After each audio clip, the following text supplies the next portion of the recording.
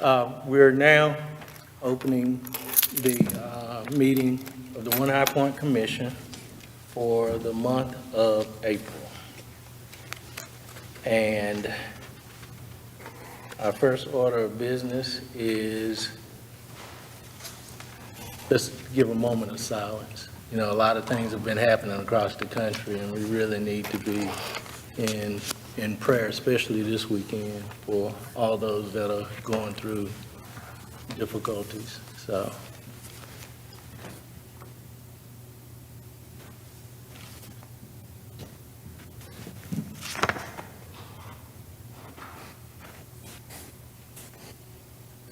thank you. All right, I asked our Vice Chair to do the roll call. Councilwoman Deets. Present. Councilman McMichael. Councilwoman McCauley. Present. Councilwoman Patrick. Present. Councilwoman Reynolds. Councilwoman Riley Wright. Present. Councilman Sims. Councilwoman Troxler. Tolliver, excuse me. Councilman Williamson. Present. Councilman Holmes. Present. Councilman Johnson. And excuse me, my apologies, commissioners, not councilmen. Madam Vice Chair, I think we may have a few commissioners who are on remotely. On call. So right now, we have Commissioner Sims is on call. Yes, good evening, everyone. Can you hear me? Good evening. Yes. Yes, thank you. I am present. And Commissioner McMichaels notified me about a week ago that this is his busy week, and he's out of state, so he won't be here. And Councilman Johnson is Yes. also notified us that he has a family matter tonight. All right, well, we don't have any action items tonight, so having a quorum is not crucial for this meeting. All right, so let me start out by saying that we are now roughly 3 months from what I call D-Day, when we start getting, when we receive a preliminary report that we'll start reviewing in order to make whatever changes, edits we need to do to it, and be able to take the month of August to get the information out to the public, okay? I say that to say it is crucial that each person that's working on in a work group be able to present information for their group so that our subject matter experts can incorporate that information in the final report. I sent out an email earlier stating that all final reports of work groups need to be in by June 30th. Okay? Or by the meeting in June, but we'll say June 30th and go from there. And Commissioner Riley Wright is here.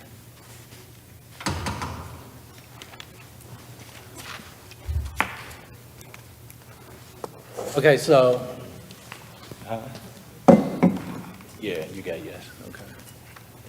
All right, so we'll take a few moments for our work groups to make any presentations that they'd like to do. Our federal reparations work group has a PowerPoint presentation that they'd like to share with us, and you should be able to see it on your screen.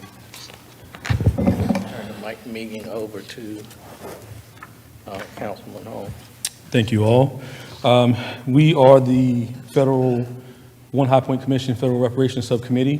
Myself, Councilman Johnson, Commissioner Robert Sims, and Commissioner Lavelle McMichael. We were tasked with highlighting the aspects of federal reparations and also juxtaposing those versus municipal restorative policies. So, what are federal reparations? According to the United Nations, okay, thank you. Adequate, effective, and prompt reparation is intended to promote justice by redressing gross violations of international human rights, law, or serious violations of international humanitarian law. Reparations should be proportional to the gravity of the violations and the harm suffered. In accordance with its domestic laws and international legal obligations, a state shall provide reparations to victims for acts of omissions which can be attributed to the state and constitute gross violations of international human rights law or serious violations of international humanitarian law. In cases where a legal person or entity is found liable for reparation to a victim, such party should provide reparations to the victim or compensate the state if the state has already provided reparations to the victim. So I think this is this last paragraph is very germane to our task here and the difference between what a federal reparations act would be and municipal restorative policies. All right, so there are 5 components of reparations, federal reparations. Cessation, assurance of non-repetition, and that means under international law, a state responsible for wrongfully injuring a person is under an obligation to cease the act if it is continuing and offer appropriate assurances and guarantees of non-repetition. So stop any unlawful acts and put in place either legislation or systems to guarantee that this act does not continue by any party in the future. Restitution and repatriation. Restitution means to reestablish the situation which existed before the wrongful act was committed. Changes traced to the wrongful act are reversed through restoration of freedom, recognition of humanity, identity, culture, repatriation, livelihood, citizenship, legal standing, and wealth to the extent they can be, and they cannot, if they cannot, restitution is completed by compensation.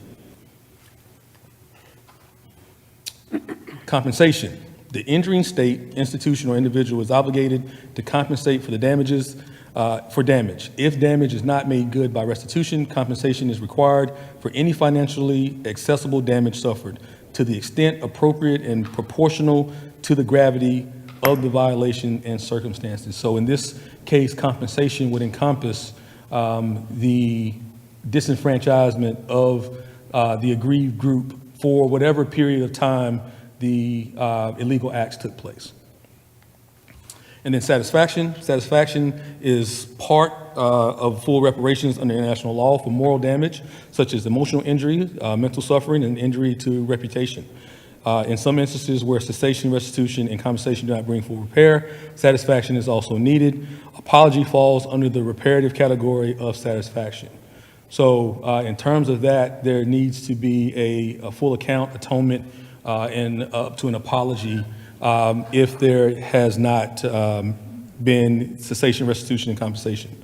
And that's also in conjunction with those other tenets of reparations. And then rehabilitation. Rehabilitation shall be provided to include legal, medical, psychological, and other care services. We understand that there are lingering effects to institutional racism, generational trauma.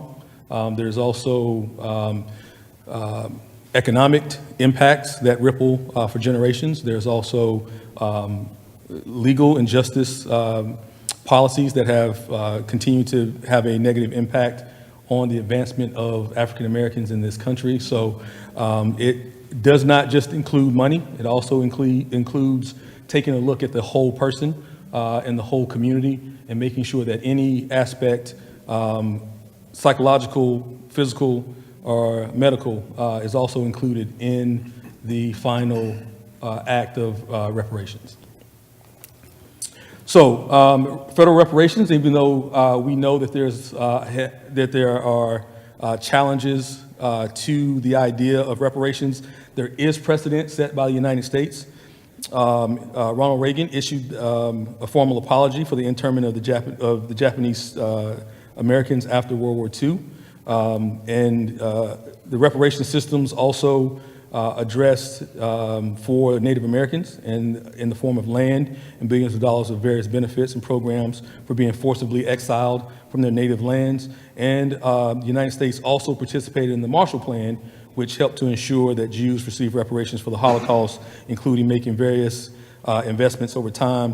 In 1952, West Germany agreed to pay $3.45 billion Deutschmarks to the Holocaust survivors, and Germany to this day is still providing reparations to victims of the Holocaust. So reparations in Germany has not stopped for the act of the Holocaust. Our Congress has introduced federal legislation to begin the act of studying reparations. And so Sheila Jackson Lee introduced H.R. 40 bill in the House. And obviously, elections have consequences. The Democrats no longer control the House. So this legislation has stalled in terms of getting a Senate hearing. But this bill establishes the commission to study and develop reparations proposals for African Americans. The commission shall examine slavery and discrimination in the colonies and the United States from 1619 to the present and recommend appropriate remedies. The commission shall identify the role of the federal government and the federal and state governments in supporting the institution of slavery, forms of discrimination in the public and private sectors against freed slaves and the descendants, and the lingering negative effects of slavery on living African Americans and our society as a whole. As we know, African Americans' contribution in terms of American culture, business, innovation, inventions, all those things have been a part of the legacy of what African Americans have contributed to the United States and its economic growth. Slavery actually was the vehicle to allow America to become the economic superpower that it has become today. 400 plus years of free labor, production, also the intellectual property of individuals born into slavery, all monetized to grow America's economy to where it is today. This commission would take a look at that and assign a dollar figure to those opportunities lost during that period of time. So there were some missed opportunities when it comes to federal policy. This is not the first time America has looked at addressing the history of slavery through policy. The 40 acres and a mule, we're all familiar with that. It was the first major opportunity the United States had, and where it should have atoned for slavery was right after the Civil War. Union leaders such as General William Sherman concluded that each black family should receive 40 acres. Sherman signed the Field Order 15 and allocated 400,000 acres of confiscated Confederate land to black families. Additionally, some families were to receive mules left over from the war, hence the 40 acres and a mule, but that was overturned later on. The next really big opportunity, we know that in the 1920s, America suffered one of its greatest economic recession or depression. And so out of that, Franklin Delano Roosevelt, along with the United States Congress, instituted the New Deal.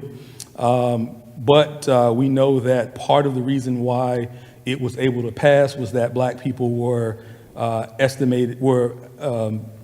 excluded primarily as a way to get the votes.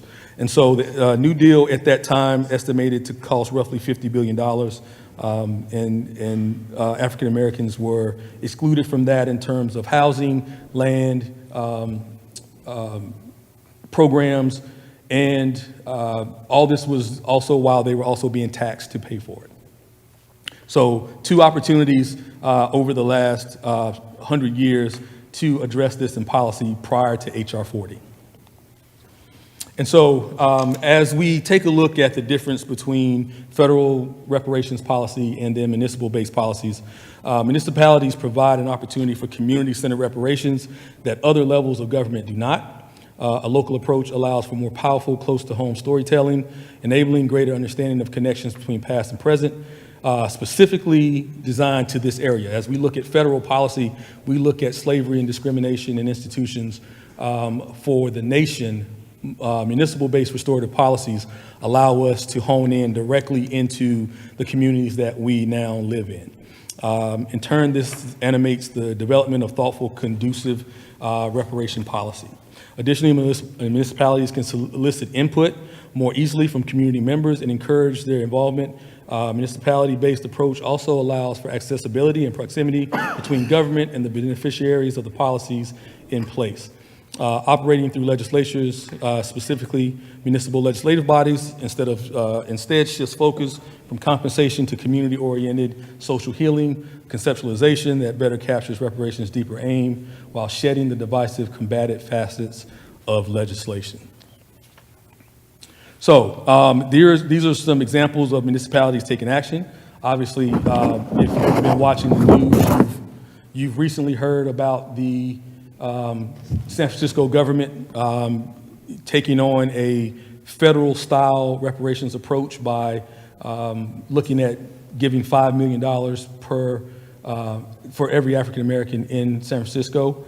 Evanston, Illinois is also doing this, and there are 11 other cities around the country doing this. And in the interest of time, when you all receive the report, you can go in and read more about this. So the reason why I wanted to talk about this in juxtaposition versus HR 40 is that every time a municipality takes action that is akin to a federal-style reparation, it does weaken the support in Congress for a federal bill. If municipalities are acting on it's the same way as the federal government would, there would need to be an accounting. So that goes back to that earlier slide when it says if the state has already paid, then instead of the money going from the federal government directly to the people affected, it would then need to go to repay the state.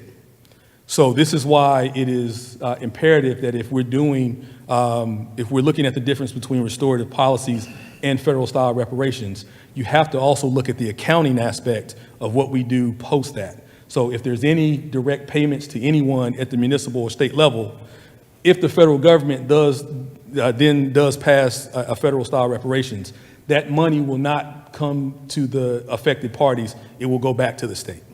So that has to be considered when you think about the difference between what we do here at the municipal level versus what's done at the state and federal level. All right, so what would federal reparations entail? So James Forman, a civil rights pioneer who briefly served as Black Panther Party foreign minister, demanded $500 million, and that was in 1969 in his Black Manifesto. He grounded his argument in the indisputable fact that unpaid slave labor helped to build the American economy, creating vast wealth that African Americans were barred from sharing. For every dollar a typical white household holds, a black one has 10 cents. This is the cumulative effect that justifies the payment of slavery to descendants of slaves long dead, supporters say, simply because we know that even today the wealth gap is not closing, it is actually getting wider. So for every, I think there's a study out that says that most African American families cannot absorb a $1,000 emergency. They would be completely tapped out and wiped out in terms of their wealth. We know that every recession generally hits African Americans much, much harder, because if we do have any wealth, it is concentrated in our homes, and most people end up in recessions being separated from jobs and then either having to file bankruptcy or going into foreclosure, losing their investment in their homes. So we know that over the time that stocks, investments, mutual funds, those things African Americans have typically not been invested in or have the institutional knowledge to invest in. We are also in a wage desert or wage disparity. African American college graduates still make less than their white counterparts. And from employment data, it says that a white a white male with a high school diploma has a lower unemployment rate than a black male with a college degree. So not only are we facing disparities in access to capital, in wealth, we're also facing it in the workplace when it comes to wages and also with employment and advancement opportunities. So continuing on, what federal reparations entail, obviously the compensation part of it and the atonement, we have the apology, historical designation of affected sites, community museums, days of commemorations, investments, direct payments, if that's a federal style that we're looking at, housing benefits, community reinvestments. And so the community investments can do three things: ameliorate future conditions to improve the lives of marginalized communities, preventing the type of historic injustices from happening again. That's the cessation part. And then racially redistributive effect in terms of concentrating black dollars. If we talk about the circulation of dollars through communities, the African-American dollar stays in its community the least amount of time. It is generally seen as that a dollar will circulate through the black community and leave the black community within 6 hours of its introduction to the economy.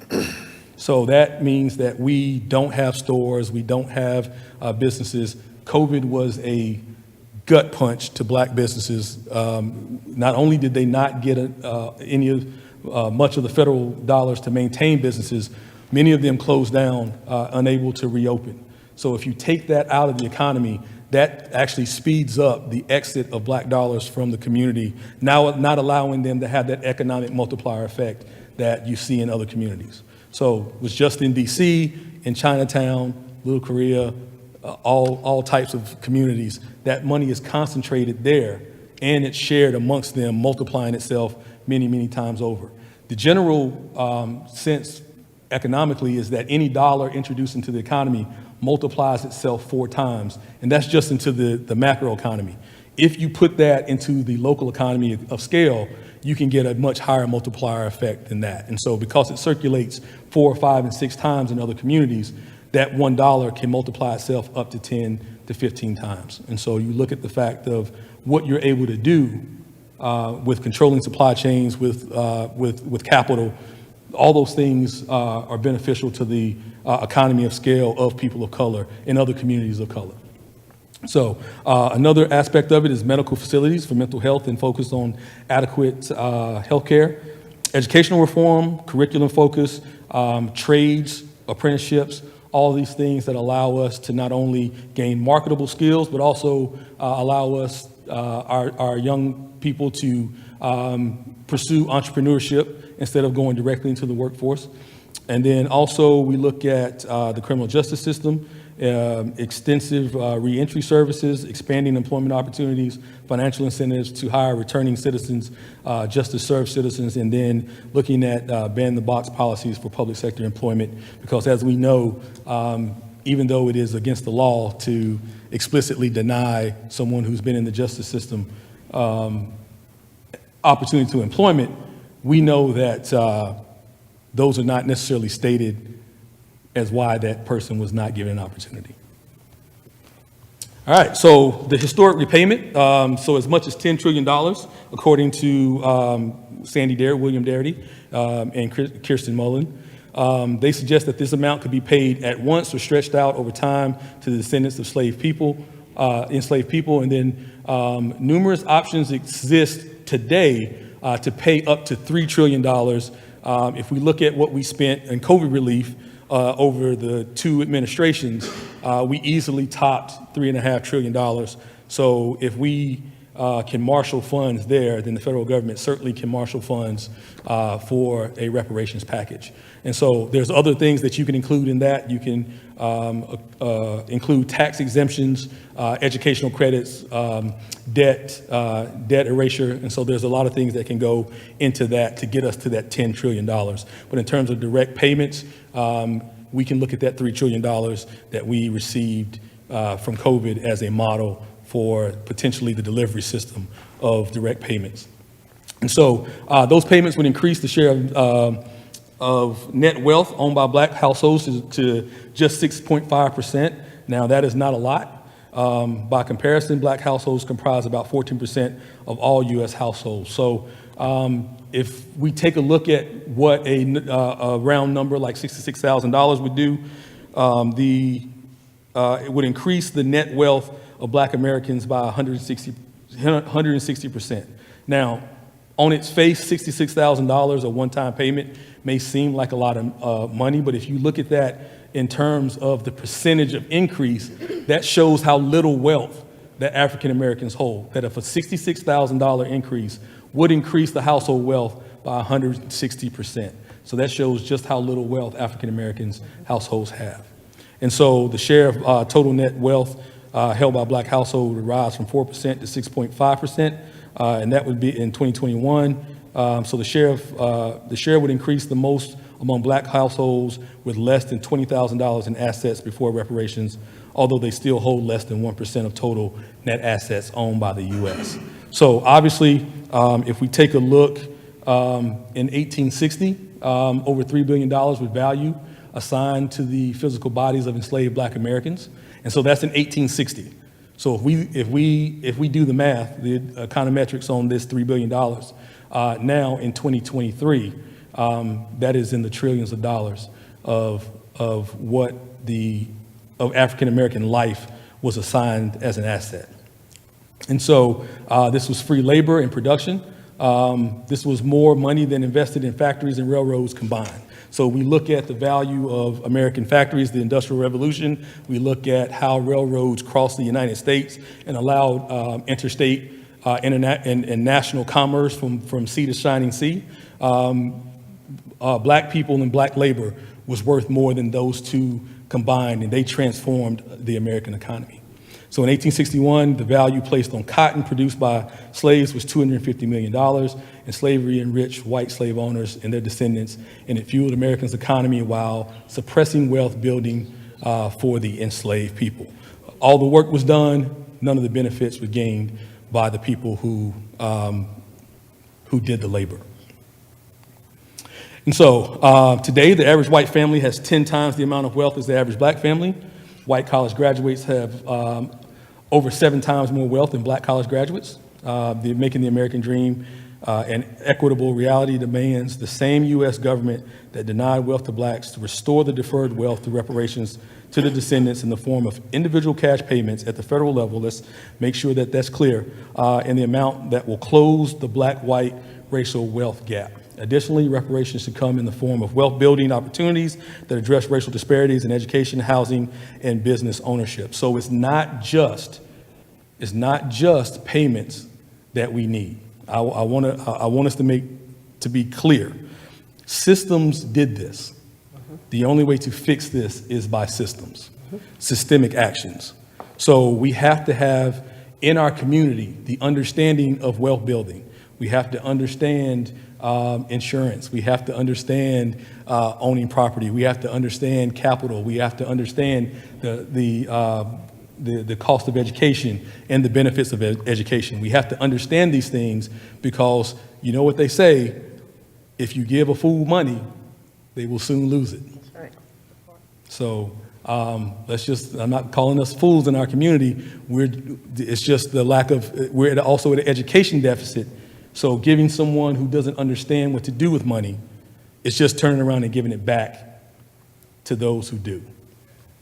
All right, so last slide, and this is just a graphic representation of what the effect of reparations would have on black households at each level of income. So as you can see here at the beginning, from 0 to 20,000, you can see in the light blue before reparations and after reparations in the dark blue. So at each income level, this would increase the net wealth owned by black people as a share of the wealth of the country. And so, we also have to talk about how this is paid out. And so polling says that 3/4 of reparation supporters say that the federal government has all or most of the responsibility to repay descendants of enslaved people. So again, back to my point, if we're going to take on this fight, then we have to understand that it is a federal government response that reparations in the form of direct payments should be. If we're going to do this, then at the municipal level, we have to address it from policy, or else we're going to undercut any momentum at the federal level.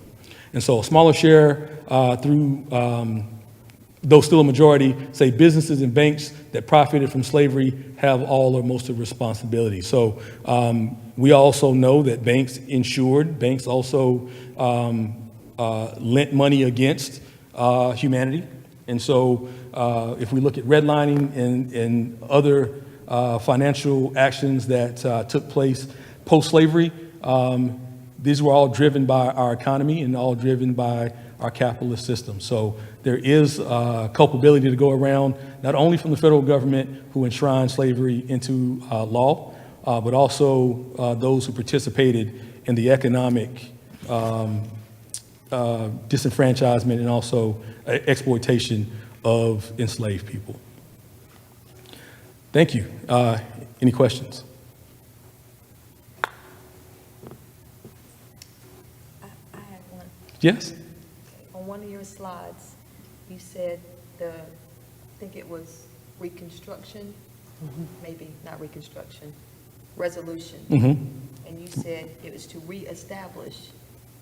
Well, what if it has never been established? Yes. So this is one of the operative points that externally we are being judged by, because this is established by the United Nations international law against slavery. And so in that regard, if it has never been established, then part of the restitution is establishing those systems. So if you look at participation in our economy today, there are not actual stated laws enshrined in policy that bar African Americans or anyone from participating in the economy or living anywhere that they can afford to live.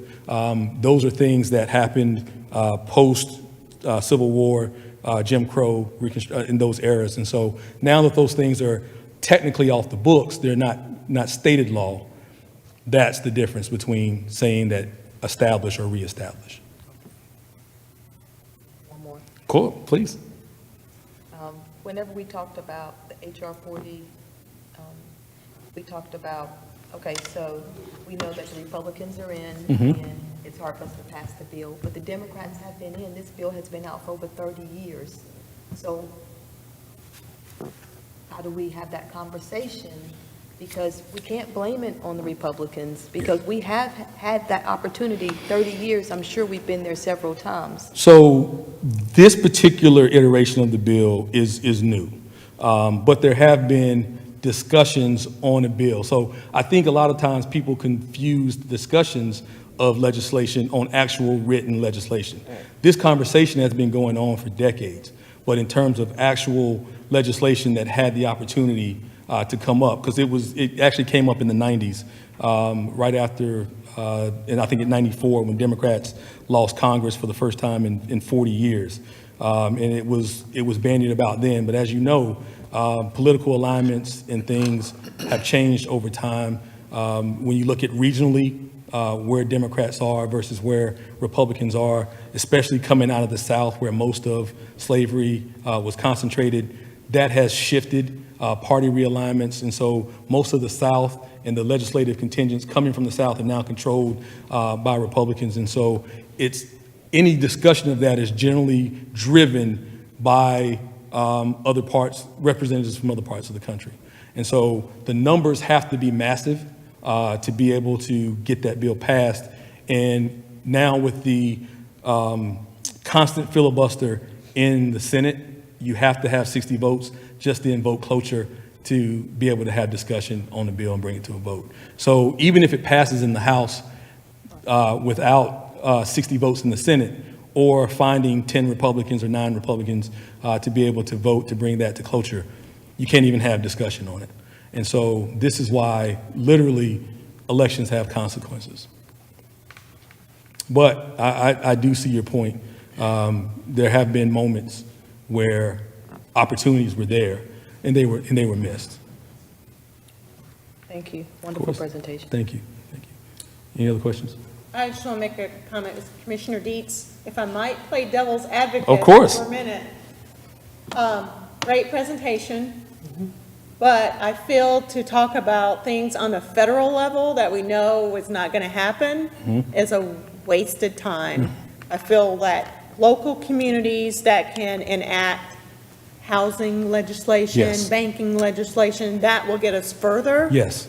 than to say the federal government owes us 40 acres and a mule. And Commissioner Deitch, you're absolutely right. And the effectiveness of that is that if we enact policies on the state, local, municipal level, it doesn't preclude us from future distributions if it is passed at the federal level. So when we talk about that, if there are direct payments paid out, then there has to be this exchange of repaying the state, repaying municipalities. And so there are impacts that we can have immediately: housing policy, access to capital, incentivizing urban agriculture, things like that to solve food deserts, transportation policies that we can do there that can have an immediate effect, education reform, scholarships that we can enact from the philanthropic community to be able to get more people in the school to have degrees, and also usable trades. There are a lot of things that can have an immediate impact, because unfortunately, unless there's some amazing wave election in the next 10 years, these numbers are going to stay very similar to what they are right now. And so the probability that we have enough of a majority to be able to pass something out of both the House and the Senate, survive any markups that happen, and then goes back to the House, pass that again, and then make it to a willing president's desk is very slim. But in terms of direct payments, the reason why why I think that probably should not be done at the municipal level is because certain cities may not have the financial wherewithal of San Francisco. They reside in the fourth largest economy on the planet. And so they're able to support that because their overall economy of the state is so massive. But if you move down to, say, Mississippi or even North Carolina, we're not approaching that economic wherewithal even a But we little are the bit. furniture capital of the world. Let's go back. We are not some hillbilly town. No, that doesn't have resources. we're certainly not. But if we did a valuation of High Point, we're about $9 billion, the total valuation of this city. Yeah, that sounds good to me. Yeah. So, And I would but say too, the impact, taking financial payments off the table, if we were to enact Yes. certain ordinances, go into schools and, perhaps do like betterinvesting.org principles to get people to understand about investing Certainly. and things of that nature. I think that has a lasting impact than just trying to figure out how much money does High Point have to pay to descendants of slavery, no, in my opinion. the long-term effect of education and restorative policies, those can be generational. Because if you look at, say for instance, if we were to do a distribution, you may have enough money to buy yourself out of debt, or maybe even put down a down payment on a home. That still does not mean that you will be able to survive after that money is gone. And so I think that's why we look at increasing the ability of each person to use the market, invest, improve educational outcomes, and then other systems that will support their individual economy of scale. So let me add, excellent report, and great questions and discussion. But let me also add that if we go to a point where we're trying to pay reparations, those that will receive that are those that can prove their lineage to an enslaved person. Right. Everybody just got to look at their last name. Yeah, It's real simple. no. It's simple. It's not that It's not. simple. It's not that simple. Well, for If some, they're it gonna is that put- If they're simple. gonna put trillions of dollars in people's pockets, trust, they're gonna also put those safeguards in place that will allow them to not pay it. But my point is this: we are in an excellent position. And that's because we're dealing with restorative policy, which means that once we do what we do, everybody benefits. You know, nobody gets left out. Nobody. So Chairman Austin, let me, Discrimination will let no me, longer exist. let me paint a picture for you in terms of how restorative policy works. So say, for instance, that you have a food desert. You have an area that does not have a grocery store or a market with access to quality food. The reason why that is because when those grocery store chains are looking for a place to put their next store, they look at the median income of the area. They look at home ownership levels. They look at the value of households. They look at all those things. So by, say, for instance, we creating a policy that incentivizes home ownership in some of these racially concentrated areas of poverty, also helping them to gain equity to improve the home values of that. So at that point, and then also transportation to get them more gainfully employed. So now we have a picture that is more advantageous or more attractive to a grocery store chain to want to put a unit in that particular neighborhood. And even a medical facility. And even a medical facility. Yeah. And so in terms Or we of, build up the infrastructure, that we have someone from our community put in the grocery store Yeah, and bring in the medical. that is We also. don't need to have that old model. No, We no, need that old model of the and that's white why, food chain that's why coming in. policy is the way to go, because maybe there is a doctor's office, minority-owned doctor's office who is willing to put that there. They just don't want the cost of having to build a facility. But say, for instance, the city has a building that can be upfitted, that can be a food co-op or be a temporary doctor's office. It can be a doctor's office. They can lend that building to either one of those to solve that problem. And so this is the infrastructure and system of how policy can react faster than just putting a few $1,000s in people's hands.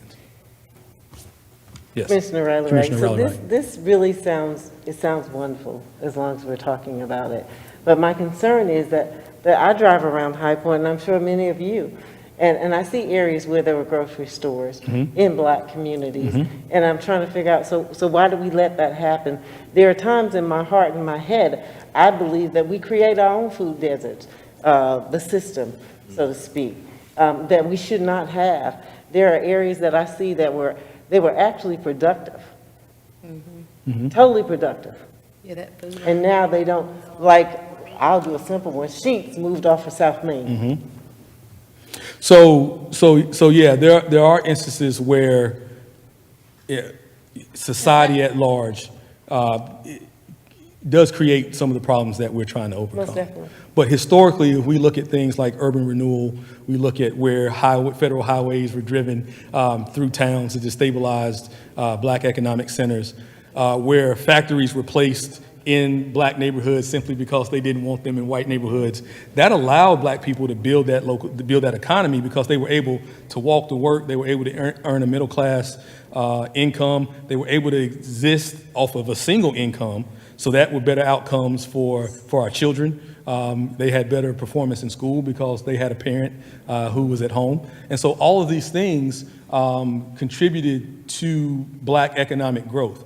When you have those destabilizations, what happens is generally property values drop. You're not able to sell your home doesn't have value, you have no equity, you can't take advantage of that equity.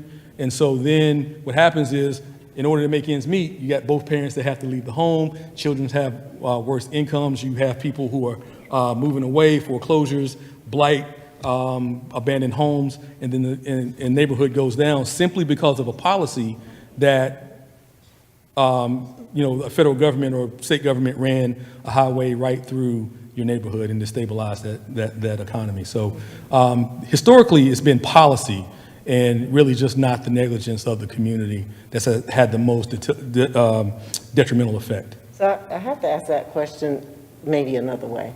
So if we look at it from that standpoint, and we're talking about, we're hoping, we're believing that the effects of this commission will be to change policy and how High Point governs itself and how it treats its black and brown people. That's what our hope is, right? Who's going to govern them? So I think that's, we have to be accountable to voters. I mean, to be honest with you, this is here because the community brought this to us. This is not an initiative that council sought out. The community brought this to us and said, hey, this is something that we believe will have a positive effect on African Americans in this community. We looked at it on its merits. We went back and forth for a while, and we all agreed that the establishment of this commission and the policies that came out of this commission could have some of those restorative effects that we're talking about here. However, as we talk, we have to think about the city government in itself. The city right now is engaging in MWBE. We're hiring someone on that regard, and then part of the policy prescriptions that we have from One High Point is a disparity study on how we do business with minority firms. And so if we can find a way to make that happen, the quickest turnaround is to have businesses from within our community to be able to scale up locally. So if we can have someone who's right now having an online business, if we can find a way to get them into a brick and mortar so that people can actually have foot traffic in and spend money in those stores, that money stays in the local economy, and then we have that long-term circulation effect and multiplier effect that we're talking about economically in our communities. And so we have to have we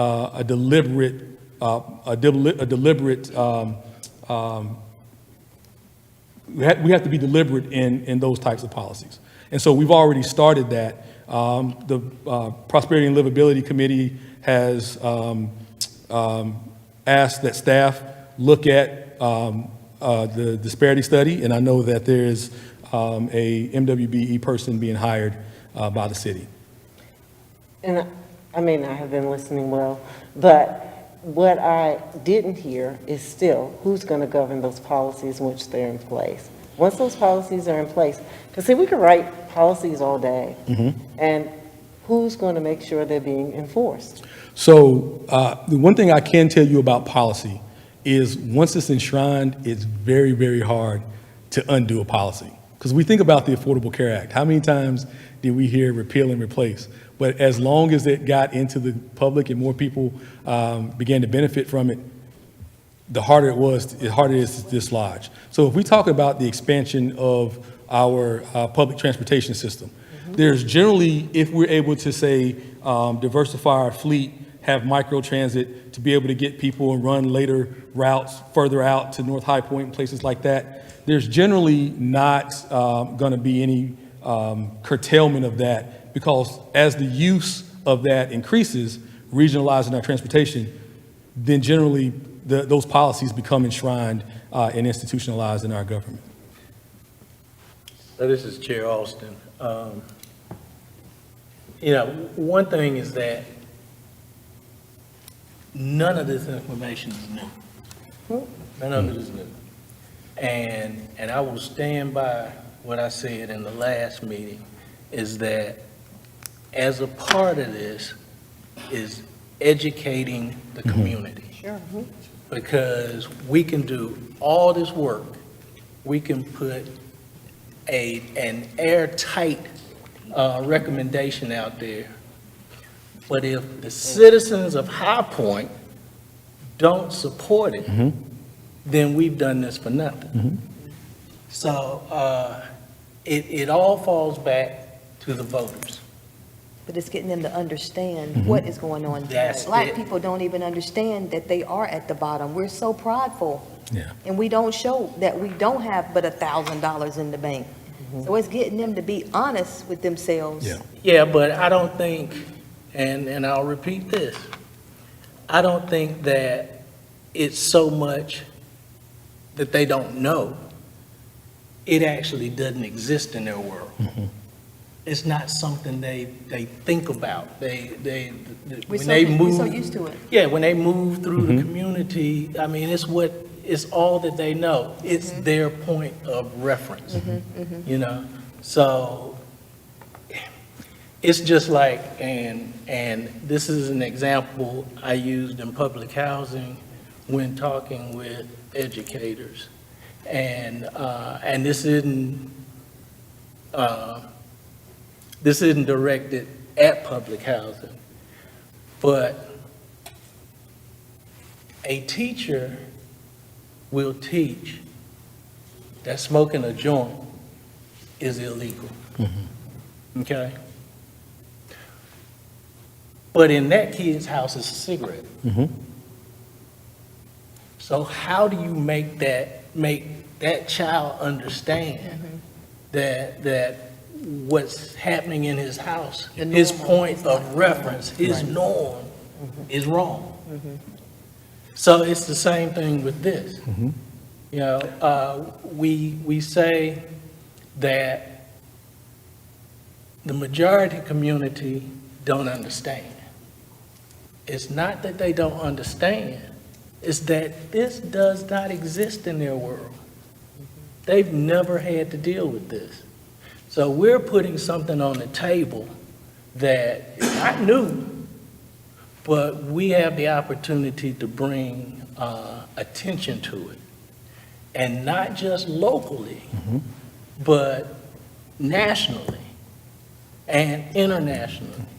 So what we're doing here is so very important. And other cities across the state are doing the same thing. And as we all are successful, then we go to HR 40, you know? But right now, we're here. Yeah.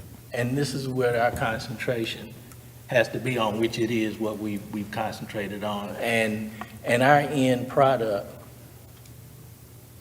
I already know it's going to be that airtight recommendation that folks can't say no to, but they can if the voters don't speak out Absolutely. and support us. So, great presentation. Thank you. Thank you. Great presentation. All right, so as we move on, the next work group is our local history group. And in your packet are some reports that were turned in, that were submitted. So you can kind of scroll through those also. But if our local history group would like to speak out, you have the opportunity to do so. This is Commissioner Dietz. I'll start. My slide is up next. Thank you. So we don't have a snazzy presentation before, but we are making some progress in terms of looking specifically for the experience in High Point. And I know part of that will also include some stories from some folks who are residing within the community. And in addition to that, I am attempting to find dissertations, research specific to High Point, making an attempt to contact with a gentleman at the High Point Library for some information. There are 4 individuals from North Carolina A&T that I've made some contact with. Very difficult for me to get my hands on something specific to High Point, but we will continue the search effort. I'm also going through Mr. Chavis's book. I think we talked about that before, and trying to categorize the entries because they're bullet points. It's not a narrative, so to speak, which is what I was expecting. It's more of bullets on different areas, so I'm going through and categorizing those. As it makes mention of a name for a party, I am attempting to go and research to see if I can find some local descendants here, but that is a very slow process. I don't know that I'll be able to get very far in that regard. I can help you. I'm in the first part of the book. all of the grays, I'm the descendant, so I can Okay. help you with some of it. Oh, thank you. That would be very helpful. You found me. Yeah, I found you. See how powerful this group is? And I want to introduce you to Phyllis Bridges as well, because Right. she's done a lot. And I should have been sending Faith over some things that she sent me. I just Okay. need to do that. Okay, Yeah, thank you. she would be very resourceful to you, as well as Mr. Chavis. I've been Okay. talking to Phyllis. Thank you. And Yeah, Phyllis sends me so much stuff. And the end point of this group, what you've been charged with, is pulling together the apology, Yes. you know, so, great work, and just keep digging, because resources are sitting right here among you. The Ganaways, they started the whole school from my cousins, the Ganaways. It's in the first one part of the book. Okay. A whole district was created for them. They didn't look black, but they were. They started the Duke University, that Trinity School, that whole area. So it was all a part of Guilford County. I am one of the descendants of the largest slave owner in Guilford County, Randolph County. So some of that is right here. Let's schedule some time to connect then, because I know we're trying to Exactly. put together a call and we just haven't been successful. So if we can do Okay. that, that will help us Okay, that's make some perfect. progress. That would be great.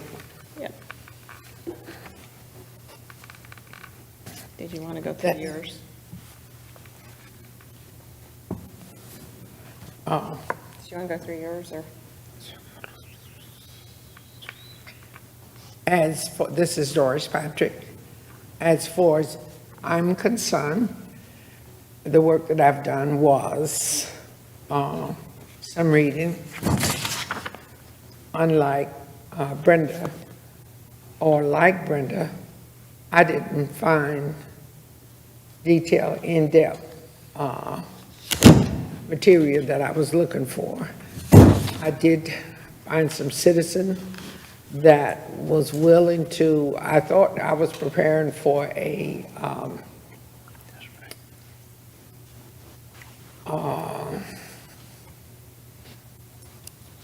what is the meeting that we were setting up for?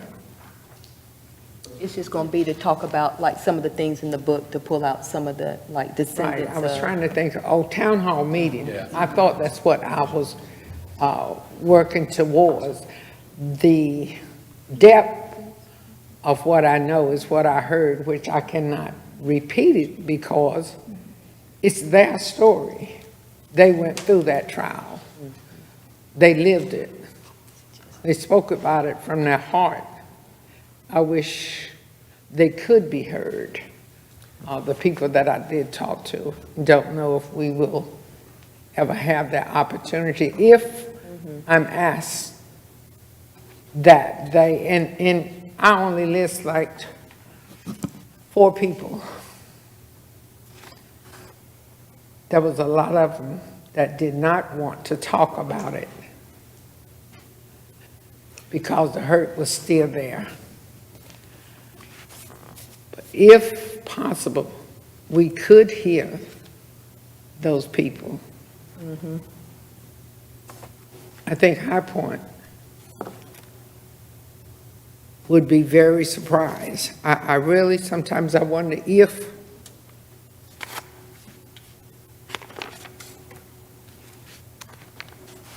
I'm going to say it the way I feel it. If the white man knows what racial disparities are, if they know what is prejudice, because a lot of them do things, hurt your feeling, and said, that's not it. That's not prejudice, but it is. Well, how do you know? I'm the one you did it to. Had a person that, okay, I'm gonna give you a for instance, just one for instance. When it was voting time, almost always, we had Washington Terrace Park open. Open. More white came down there than black, but it was a good place for both to vote. But because they thought it was, they searched around town, so they said, found out the most beneficial place for the city was out at Oak Hollow Mall. And we have lots, 2 housing project that's near Washington Terrace Park. And if I had known I was going to speak on this, I would have told you exactly how many voted down there the last time we had a vote and how many this time. But because one person on the Board of Election did not think it would be worth opening Washington Terrace Park, it would be better out there because they have buses.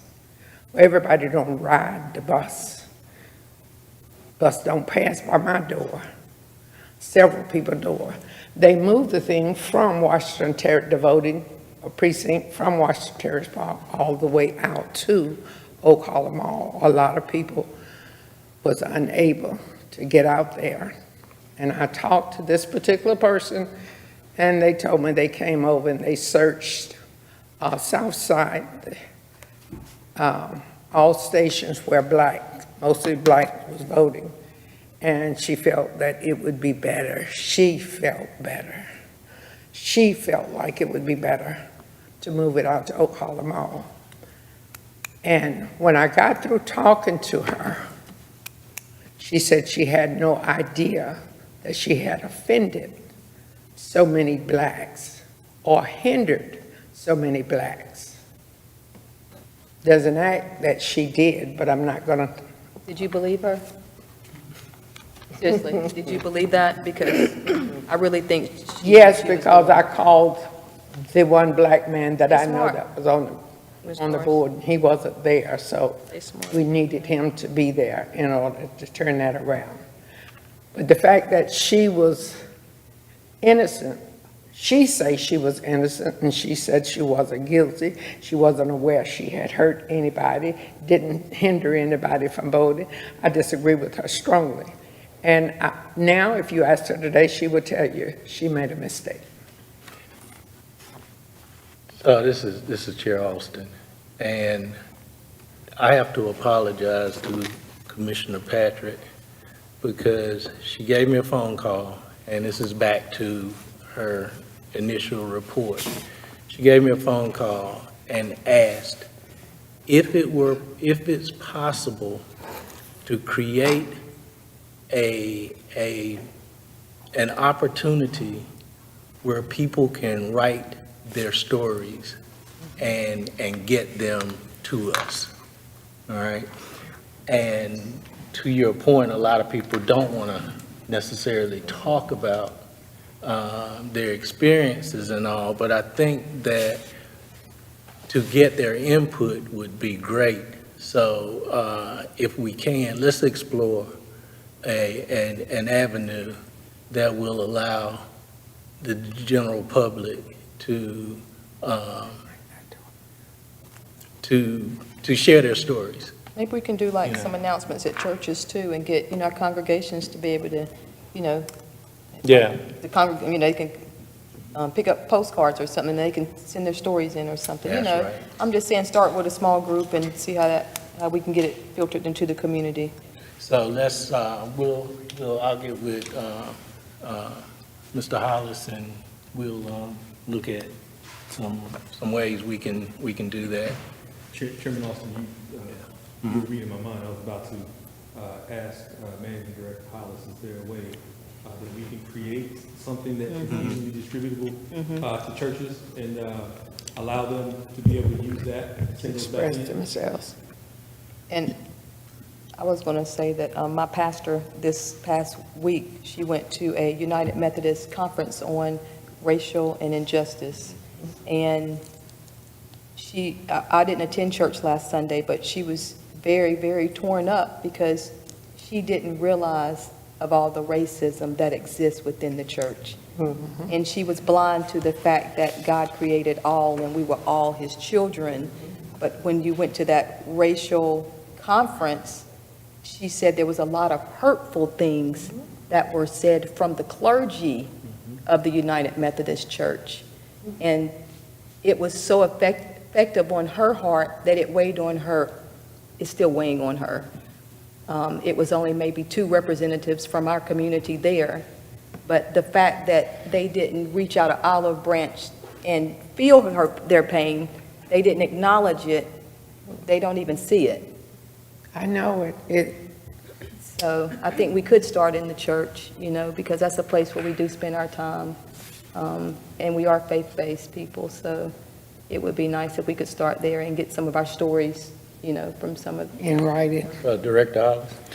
Yes, this is Jerron Hollis. So we'd actually been talking about this in context of some other projects. So if you will allow us, we will put our heads together, not just the churches, because when you talk about getting feedback from the community, that's a comprehensive thing. So if you will allow us, we will put our heads together on that. And Mr. Chair, we'll get some information back to you that you can share with the group, and we should have that sometime this month. Okay. And thank you, Commissioner Patrick, for making that suggestion. Okay, moving on, is there anybody else in that committee or work group that has? The only other one I know is Constant. I've called her a couple of times and I got no response. Oh, So, okay. I have just one thing to add for your group. It no longer exists, but Washington Drive Resource and Enrichment Center, when it used to function, did a documentary on the Washington Drive. They actually helped get the historic marker and things there, and did a documentary, interviewed families and business owners who had been in that vicinity. And that documentary is at the not library. It may be at the library too, but it's at the museum. And you may want to refer to some of that information as far as the local history. And I believe some of those people who were interviewed still, family members are still living in the area. Is Washington Drive? Yeah, Washington Drive Resource and Enrichment Center is who did it. This was done about 2011 or 12, something like that, several years back. But that information is available, that document. Thank you. Okay, moving along, is there anyone with the genealogy group that has a report?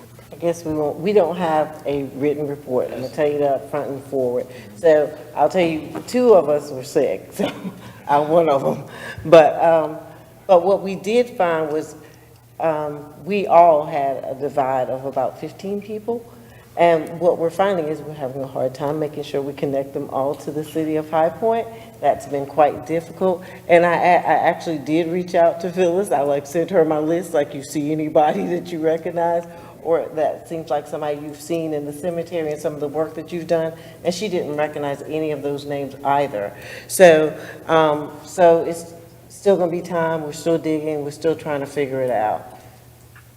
And that brings up an excellent point, is that when we start looking at the lineage piece of reparations, it's going to be extremely difficult Yes. because of the poor record keeping, Name intentional or not. Names. Intentional. Yeah, well, okay. Intentional. Intentional. We didn't even have names before the 1860s. Right, so. Most people had a so first it's gonna name be- and had their last name transferred quite a bit. Right. If you could keep up with it that way. And then the spellings change frequently. So it's quite difficult. And this has very little to do with what we're talking about, but I just was down in Charleston. And I didn't know that the way you can tell whether it's a black family or a white family is because on the end of a name It's an E. is an E. Oh, yeah. I didn't know that. Honestly, I didn't know that. E. You Look at the know? Greens, Yeah, Greene. So, and they can be from the same The same group. family, plantation, whatever. But that's how you know whether it's a black family or a white family when you're looking at the name. Okay, so I got to learn a lot. So with that being said, we have to continue to work and continue to see who in the community can help us figure that out, because we have not been successful at this time. All right, so, go ahead, go right ahead. I'm with the genealogy group too, Commissioner DeCarlo. And I agree exactly with what Commissioner Wright has said. One thing too is even as I've been going through finding, even if I find the name and it just happens to be in Guilford County still and in the 1780 census, then I'm having issues even finding perhaps the location. You know, it may say it's in Guilford County, but where is Westminster, you know, in Guilford County? And where is Friendship in Guilford County? You know, is this a community that was in High Point, or is it in Greensboro? So have y'all talked to the Genealogy Society? Have y'all met with them and given what y'all have? Have y'all done that? I have not. Both- okay, that's a good start, That's too. one of the things, you know, I know there's Gilmer, which there's still a Gilmer community in Greensboro and stuff, but so it's like now I found a name that, you know, was in a slave deed, but it's now, does this area still exist? And if it still exists, is that in High Point? Is it, you know, even the same boundaries that it was in, you know, at that time? So you're not dealing just with the names and, you know, did the person even change their last name or you know, because of slavery? And if it's like my great-great-grandfather, he changed both his first and last name, but stayed in the same area.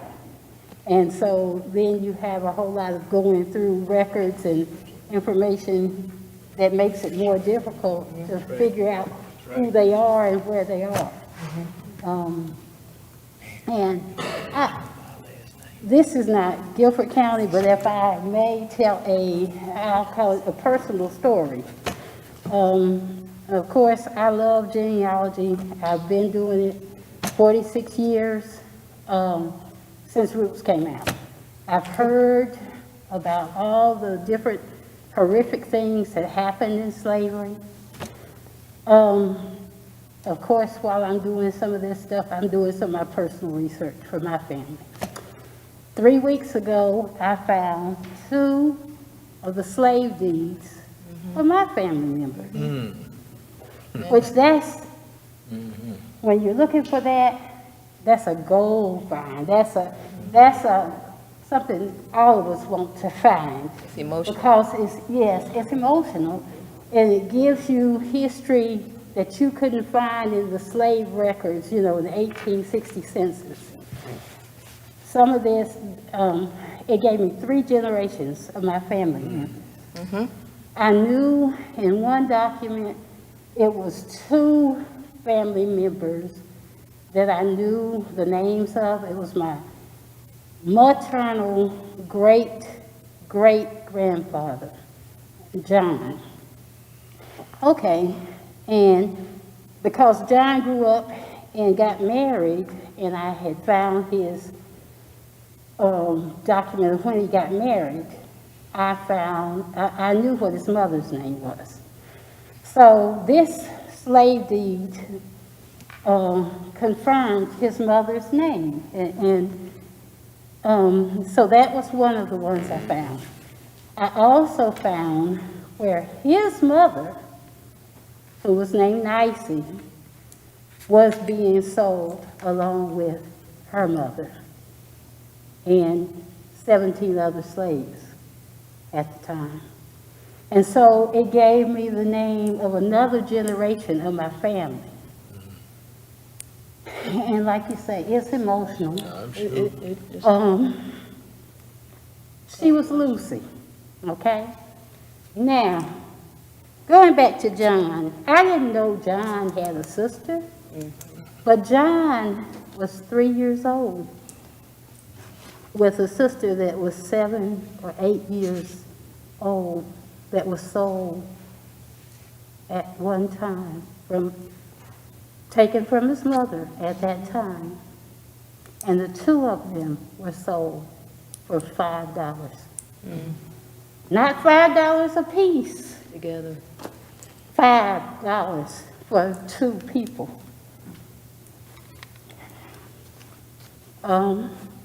It's real. And so that's part of what we're dealing with.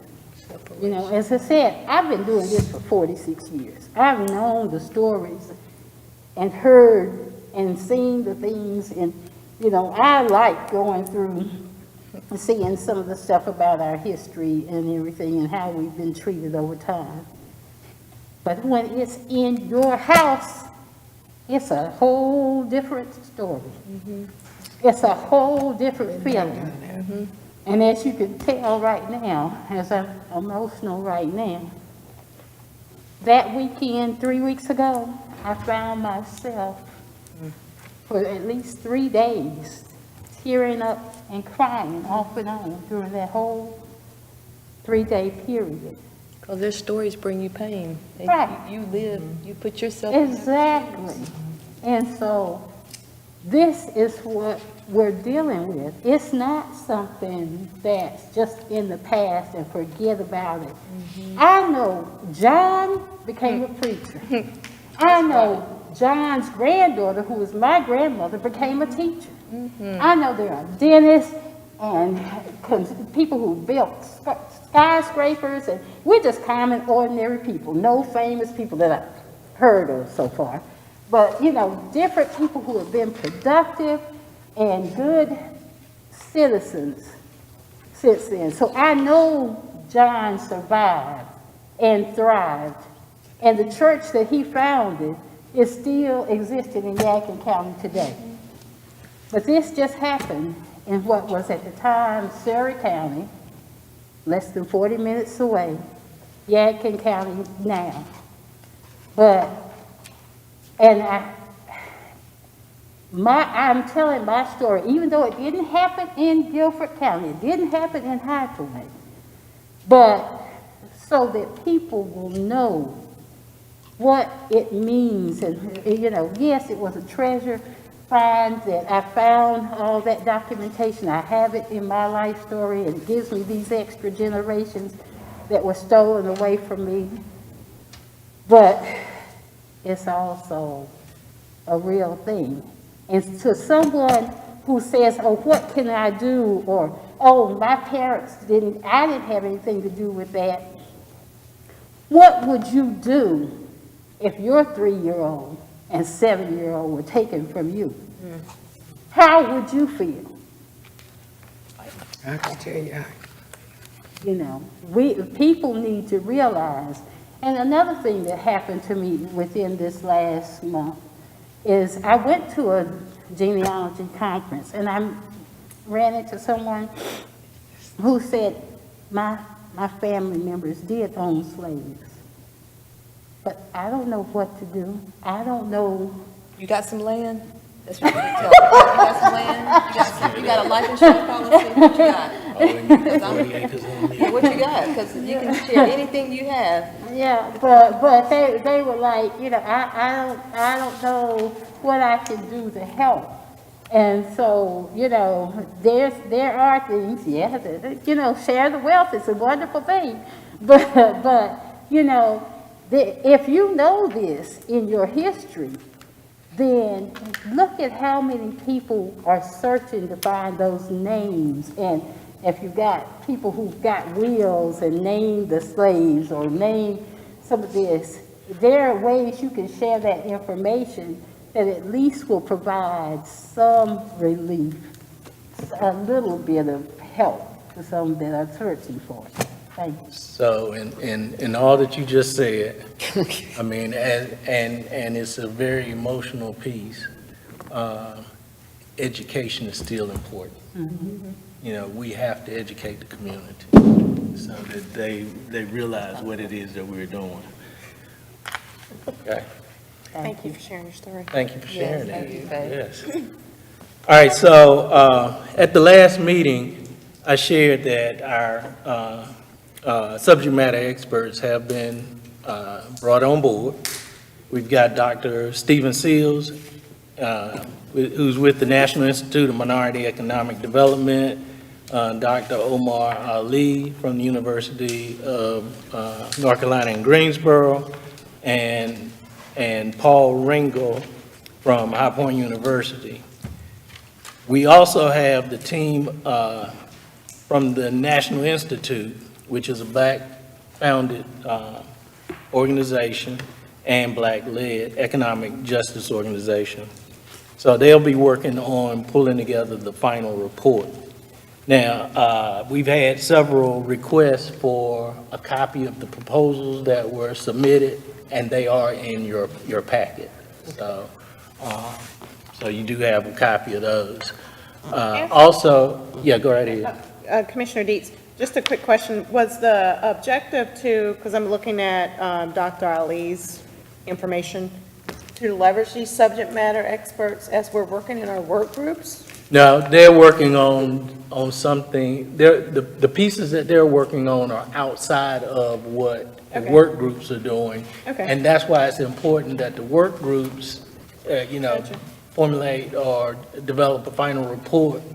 And I set the date for June 30th. Yep.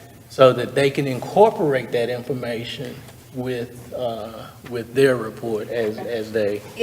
Is there a way that these individuals can work like at least once or twice with the group before they come up with their ending report?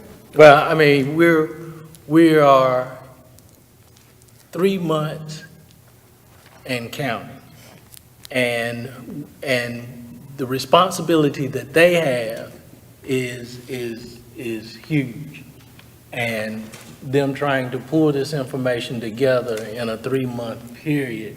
Now, yes, they will contact work groups as they get to those areas that they need to talk with the work groups, because all of it intertwines. So all of it is a part of the big picture, the final project. So to answer your question, that will happen, but they'll make that contact. All right? Because I thought they would work in tandem, so they won't be doing all the extra work. And then they have Well, done but the work, and they're they- digging for Yeah. Right, answers. but the subject matter experts have their own charge that they're having to pull together. Do we know what their charge And is? it's, you got your packet. Yeah, so right this is there. their charge. That's the proposals that they submitted and what they're working on. Also, in your packet of information is the timeline that has been set by them for information that they're going to present and so forth. So we will, in the next meeting, hear from the project manager on where they are at that point. Go right ahead. Thank you. Yeah, I just. It's like running a relay race. You've had me, I'm a good ways out front. But before I do that, and I'm gonna introduce to you all in a minute, Leah Henry, who is the project manager, and she's going to give you an update on where she is, as well as the production schedule, as the chairman was about to allude to. I wanted to go back to something that you all were talking about earlier, Chairman Austin and Vice Chairman Wilson, Austin Wilson, I'm sorry.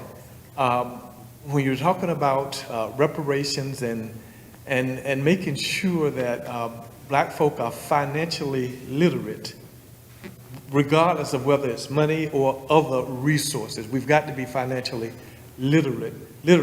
And the vice chair indicated that many of us don't understand where we are, and I think that is in part because the state of African Americans in this country, the state that we find ourselves in, has been going on for so long. To your point, Chairman Austin, it is our normal. And in many ways, in the same way a fish does not know that it's wet, we don't know that we're wet because it's normal. And those are things that we're going to have to deal with as you go through this process. I also wanted to say regarding the report and this process and where we are in the process right now, the One High Point Commission has worked hard and long to prepare the land and to till the soil. You have planted seeds, and you're on the verge of those seeds are on the verge of germination, and you're beginning. You're at a point in this process where you are beginning to see the fruits of your labor. And it comes in the form of us hiring subject matter experts, hiring a project manager, and really getting ourselves on what I would call a glide path down to September 18th, when the report is expected to be completed and presented to the members of the High Point City Council. I want to introduce to you all who is with us virtually, Leah Henry, who is the Director of Housing Equity Initiatives at the Research Policy and Impact Center. She will serve as our project manager. She has the lead responsibility for actually writing the report. And I'm going to ask her if she would just come on right now to sort of give you all some sense of what she is doing, as well as to share the production schedule so that we're all on the same page in the same book. And Leah, if you have heard that, if you could, please, we would appreciate it.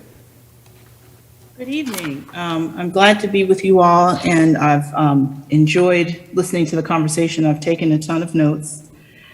So the hour's late. I will be fairly brief if you would like me to be. So what we've done so far is, in addition to assembling the team, doing a lot of background research, the documents that the staff have shared with us. Dr. Sills has done a lot of demographic and economic research already on City of High Point. So we have that as some fairly current data. So that's been really helpful. We have had a meeting with Dr. Ali to make sure that we're clear or clearer about his charge and what he's working on, and that he was clear about the production schedule and the timeframe that he needs to work in. So we had a good discussion with Dr. Ali. One of his focuses will be on connecting the High Point history to the larger American story of slavery, Jim Crow, and the impacts, the ongoing impacts. And his goal is to make it a history that's readable and digestible for a broad audience. He also had mentioned, so it was interesting, in your conversation this evening, there was some discussion of people who had asked if they could write their stories and some of your own personal stories. He had said that if it had been a longer project, he would have put some students on doing some oral histories. In our conversations, it turns out that there was at least one instance of some recent oral histories done by some High Point University students with some community members. So he pointed us to that, and that highlights the larger point that he will be digging through academic databases to look for additional information and history on the African American community in High Point that are things that may not be published articles or published books, but may have been reports and dissertations that students have done and shared within these kind of closed academic research databases. So he's going to be working on that. We gave him a hard deadline of the first week in June to have a report for us and his work substantially completed, and then I will check in with him every few weeks to make sure that that is working. We have not met with Doctors Ringel and Summy yet. That is coming up next Monday.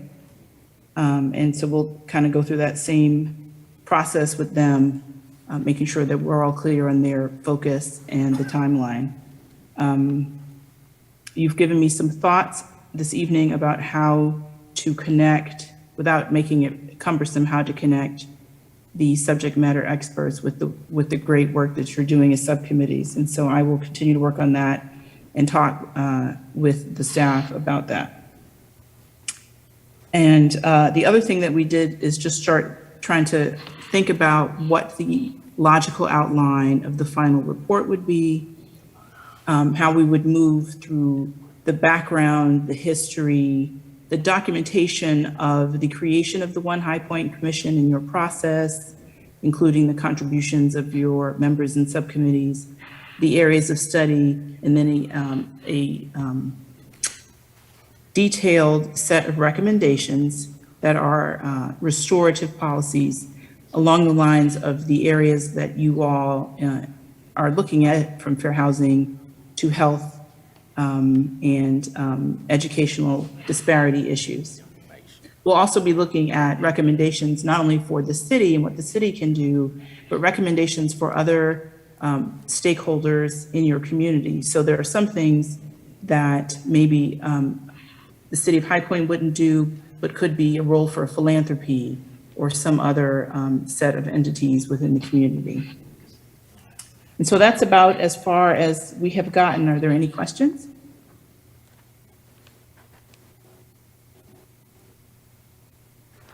Well, Not as of now. I don't have any questions. yeah, and I don't have a question, but welcome on board. Yes, welcome. Thank you. I should also mention, so I'll actually be in both High Point and Greensboro for work next week, Monday through Wednesday. So I've put it on my calendar to go to the museum. And I was there about 2 weeks ago, just driving around some of the historically African-American neighborhoods and just trying to get a better sense, because like a lot of North Carolinians who are not tied to High Point, I've been to High Point, but I've never been in the neighborhoods. And so any thoughts that folks have about particular neighborhoods that I really need to see with my own eyes, I would love to receive them. Yeah, you definitely probably need to get with a local, and they take you around. Yeah. All right, thank you for that great report, Ms. Henry. I think Commissioner Sims has his hands Oh, up. I'm sorry. Commissioner Sims, do you have your hand up? He's on mute. He's on mute. You're on mute. Has to unmute. You've got Yeah, to you got to unmute yourself. Okay, maybe he doesn't have a question. Chairman Austin, you were about to share an outline of the schedule, so I think it would be helpful if you would share that at this time. Yeah, and actually what I was saying is that the schedule is in your packet of information. Now, there are a few dates that we need to really be mindful of, and that's on May 4th. The subject matter experts will update the commission on their interim findings, okay? On June 1st, commissioners will present their findings to the full commission. And then on July 6th, the subject matter experts will present their complete findings and recommendations to the One High Point Commission. Okay. And not to prolong this, but your analogy about the garden and all that, so you must have been at my house yesterday, because this commission is just like my wife. She had me out there digging all day yesterday so we can get the garden ready to put the seeds in. But when you came in, I saw the dirt under your fingernails. I didn't take a shot, no. Let's leave that there. Aren't you supposed to wait until after Mother's Day so you don't have any harm of frost? No, Well, no, no, because he's missing certain. Yeah. vegetables you don't miss. we actually should have started a month ago. So are there any other questions, comments, concerns? I do have a question. Uh-huh. I must have been very quiet at the last meeting because I was marked as absent and I was truly here. Yeah, we weren't supposed to. You know how that happens. Didn't you call the roll? Did I? Yes, I answered. Sorry. I also answered If it's the me. role. If it was me. All right, so. The lines are so close. Yeah, let me just say that I really appreciate you all coming out tonight and being present. For those of us that are Christians, this is a Christian holiday. For those of us that aren't, if you got the weekend off, it's a long weekend. And because of that fact, we've shown our dedication.